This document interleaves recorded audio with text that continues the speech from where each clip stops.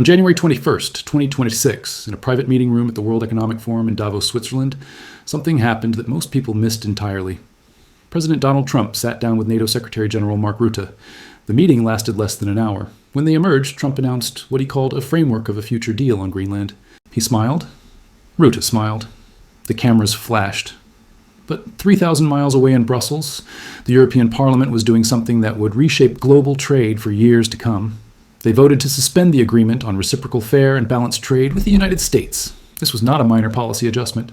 This was the freezing of a trade relationship worth $1.7 trillion annually. That is larger than the entire economy of Canada. That is over $4 billion crossing the Atlantic every single day. And it stopped. Not because of economics, not because of tariffs or trade imbalances. It stopped because of an island covered in ice that most Americans could not find on a map 2 months ago. Greenland. The framework Trump announced is not what the media reported. This is not about Arctic security or defense cooperation. This is about the closest NATO has come to complete fracture in 75 years. And while Washington and Brussels were locked in this crisis, someone else was watching very carefully: Beijing. Why Greenland? Why now? And why was Donald Trump willing to threaten 75 years of alliance over an island with 57,000 people? The answer is not real estate. The answer is not ego. The answer sits beneath 2.16 million square kilometers of ice. Greenland holds approximately 1.5 million metric tons of proven rare earth reserves. That ranks 8th in the world. But geological surveys suggest the actual deposits could be far larger. Some estimates place Greenland's total rare earth potential at 36 million metric tons, which would make it second only to China. Rare earth elements, these are the 17 metals that build the modern world. Neodymium for permanent magnets in electric vehicles, dysprosium for wind turbines, yttrium for jet engines, lanthanum for camera lenses. Every smartphone, every guided missile, every MRI machine depends on rare earths, and China controls 70% of global production. The United States imports nearly all of its rare earths. American military hardware, from F-35 fighters to Tomahawk missiles, depends on materials that come primarily from Chinese mines and Chinese refineries. Greenland has 2 deposits that could change this equation entirely. Kvanefjeld in southern Greenland contains over 11 million metric tons of rare earth resources, including 370,000 metric tons of heavy rare earths. It also holds an estimated 270,000 tons of uranium, making it the 8th largest uranium deposit on the planet. Tanbreez, located in the same fjord network, holds massive deposits of eudialyte ore rich in neodymium, cerium, and gallium. Gallium is the mineral China recently placed under export controls because of its military applications. A Chinese company, Shenge Resources, already owns the largest stake in the Kvanefjeld project. They signed a memorandum of understanding in 2018 to lead processing and sales of extracted materials. China is already inside Greenland's mineral wealth. This is what Trump wants to stop. This is what the rare earth competition actually looks like. But minerals are only part of the equation. The Arctic Ocean is melting. The ice that once blocked ships for most of the year is retreating. And as it retreats, new shipping lanes are opening that could reshape global trade. The Northern Sea Route runs along Russia's Arctic coast from the Bering Strait to the Barents Sea. The distance from Shanghai to Rotterdam through this route is approximately 14,000 kilometers. The traditional route through the Suez Canal covers over 20,000 kilometers. That is 7,000 kilometers shorter. That translates to roughly 30 to 40% less sailing time. In 2021, the Chinese shipping giant COSCO conducted 14 trial voyages along the Northern Sea Route. They reported saving 6,900 tons of fuel and over $9 million across those trips. Russia Project's annual cargo traffic along the Northern Sea Route could reach tens of millions of tons by 2030. China declared itself a near-Arctic state in 2018. This is geographically absurd. China sits over 900 miles from the Arctic Circle, but Beijing does not care about geography. They care about access. In January 2018, China released its first Arctic policy white paper. It formally introduced the Polar Silk Road, adding a northern maritime corridor to the Belt and Road Initiative. The route encompasses the Northeast Passage, the Northwest Passage, and a future Central Arctic route. The Polar Silk Road is not a commercial project. It is a geopolitical strategy with implications for the global balance of power. Greenland sits at the geographic intersection of these emerging routes. To the west, North America. To the east, Europe. To the north, the Arctic Ocean and the shipping lanes that Russia and China are racing to control. Whoever controls Greenland controls access to the Arctic. The United States already has a foothold in Greenland. One installation, one base, and it is essential to American national security. Patuxent Space Base, formerly known as Thule Air Base, sits on Greenland's northwest coast, 750 miles north of the Arctic Circle. It is the northernmost military installation operated by the United States Department of Defense. The base hosts the 12th Space Warning Squadron, which operates a ballistic missile early warning system radar. This radar can detect incoming missiles launched from Russia or China. If a nuclear strike is headed toward North America, Pituffik detects it first. The base also supports the 23rd Space Operations Squadron, which tracks satellites and monitors space traffic. In an era of increasing competition in space, this mission grows more critical every year. Pituffik operates under a 1951 defense agreement between Denmark and the United States. Under this treaty, the U.S. has exclusive jurisdiction over its facilities, but Denmark retains sovereignty over Greenland itself. Here is the problem for Washington. Denmark can revoke that treaty. Greenland's parliament can refuse to renew base agreements, and Greenland has a referendum on full independence from Denmark scheduled for 2028. If Greenland votes yes, they become an independent country. They are not automatically part of NATO. They would need to apply for membership separately. And an independent Greenland could negotiate new agreements with anyone, including China. This is why Trump said at Davos that the United States needs right, title, and ownership of Greenland. Not a lease, not a treaty. Ownership. Because a lease can be terminated, an agreement can be revoked, but ownership is permanent. China has been positioning itself in Greenland for over a decade. The strategy is patient, methodical, and increasingly aggressive. In 2016, a Hong Kong-based company offered to purchase an old Danish naval base in southern Greenland. Denmark blocked the sale after pressure from Washington. In 2018, Chinese state-owned enterprises offered to finance 3 new international airports in Greenland. The infrastructure investment would have given Beijing leverage over critical transportation hubs. The United States intervened. Denmark ultimately paid for the airports itself to keep China out. That same year, Xingye Resources acquired the largest shareholding stake in the Kvanefjeld rare earth project. They signed agreements to lead processing and sales of materials extracted from the site. Today, Greenland has the highest level of Chinese investment as a share of GDP in the entire Arctic region. But China's Arctic ambitions extend beyond Greenland. In October 2024, Chinese Coast Guard vessels entered Arctic Ocean waters for the first time, operating farther north than previously recorded. Beijing is signaling expansion into areas traditionally viewed as within the American strategic sphere. In July and August 2024, 3 Chinese icebreakers made China's growing Arctic presence visible. The Shuilong-2 GD and Zhongshan Dahue GD sailed together in Arctic waters. Beijing is building a heavy icebreaker that could enable permanent presence in the Arctic Ocean. Russian state media ran the headline, "The Arctic is becoming Chinese." China frames its Arctic policy around 4 principles: understanding, protecting, utilizing, and participating in the governance of the Arctic. They assert near-Arctic status despite being thousands of miles from the region. The strategy has 2 components. Economic investment creates dependencies and builds relationships with local officials. Diplomatic messaging promotes the idea of China as a peaceful, cooperating partner. In Greenland, this message resonates. Greenland's representative to Denmark's parliament was quoted saying, "Greenland does not suffer from China anxiety, like Copenhagen does. China offers money, China offers development, China offers an alternative to European paternalism. And every time the United States pressures Denmark to block Chinese investment, it reinforces the narrative that Washington treats Greenland as a strategic asset rather than a partner." On January 7, 2026, Donald Trump held a press conference at Mar-a-Lago. A reporter asked about Greenland. Trump's answer shocked the room. He said the United States needs Greenland for economic security and military security. He said he would not rule out using military force or economic force. He said certain countries that obstruct American interests would find out what those tools are.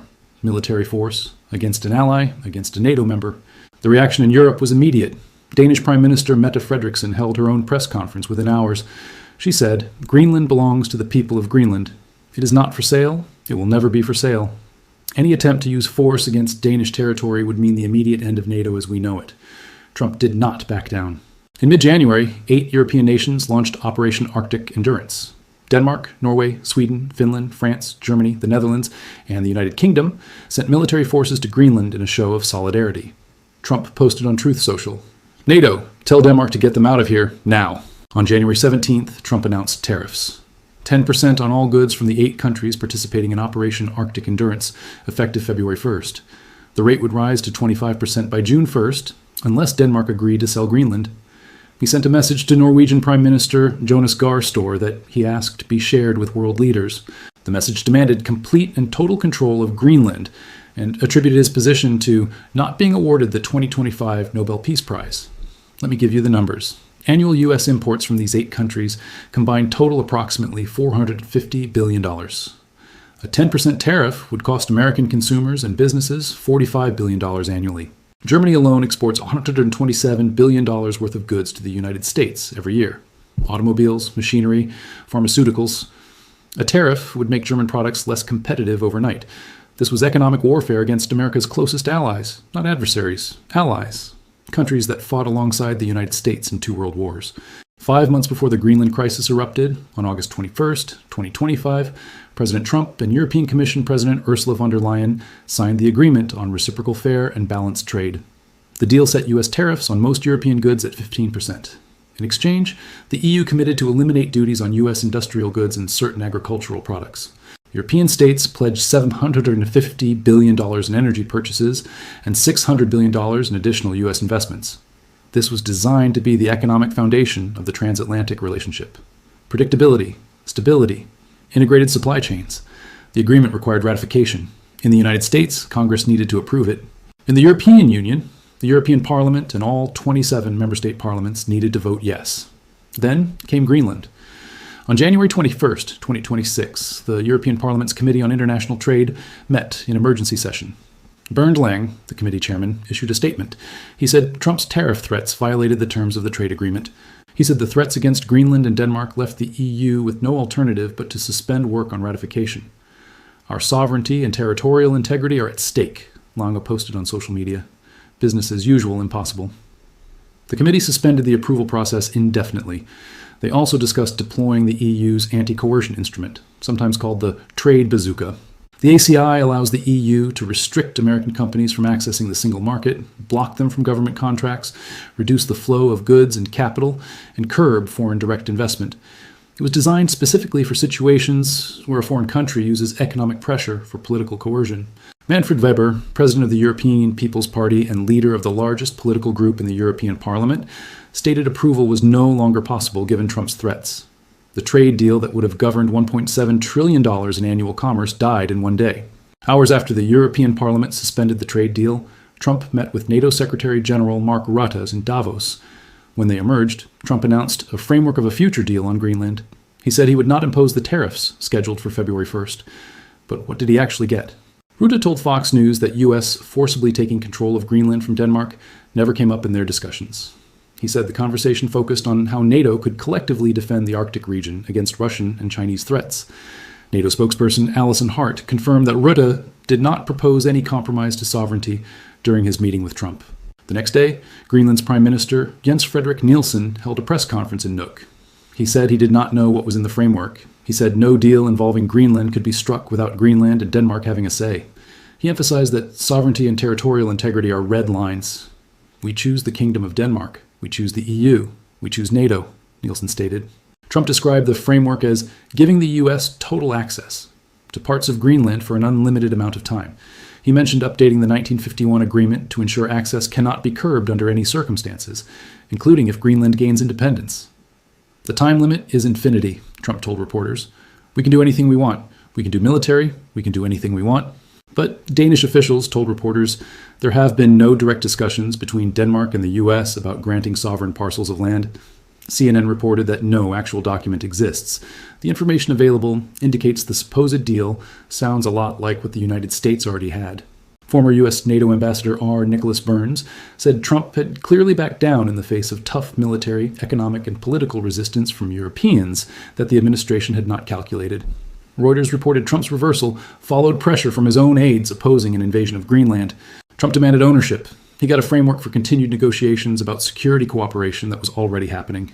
On January 22nd, the day after the Davos announcement, the Chinese Ministry of Foreign Affairs held a press conference. A reporter asked about Greenland. The spokesperson gave standard diplomatic language about respecting sovereignty and resolving disputes through dialogue. Then she added one sentence, China remains committed to developing friendly cooperation with all Arctic nations and peoples based on mutual benefit and respect for sovereignty. All Arctic nations and peoples, not governments, peoples. China is signaling willingness to work directly with Greenland, regardless of its political status. 3 days after Davos, China Northern Rare Earth Group announced a new initiative called the Rare Earth Partnership Initiative. They are offering low-interest loans, technology transfer, and guaranteed purchase agreements to any country that wants to develop rare earth mining capabilities. The target audience is obvious. Countries like Greenland with deposits they cannot develop alone. But China's real gain is not about rare earths. For 75 years, the biggest obstacle to Chinese global ambition has been NATO. Not the military hardware, the unity. The fact that the United States, Canada, and Europe act as one bloc on major international issues. Trump just proved that unity is fragile. European leaders now know the United States, under certain leadership, will threaten them. Will use economic coercion. Will prioritize unilateral interests over alliance solidarity. France is calling for an independent European nuclear deterrent.